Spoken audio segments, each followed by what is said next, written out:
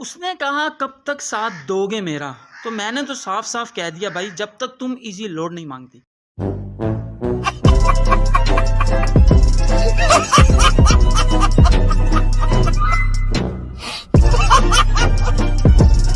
مجھے صرف دو ہی قسم کی لڑکیاں پسند ہیں، ایک چشمے والی، دوسری بغیر چشمے والی۔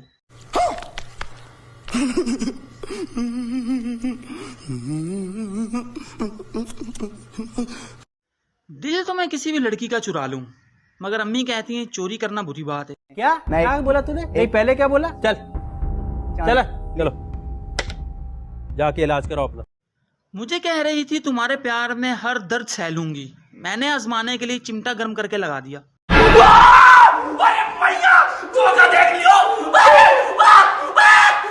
یہ پیار بھی نا اکثر وہاں پیدا ہو جاتا ہے جہاں سوال ہی پیدا نہیں ہوتا۔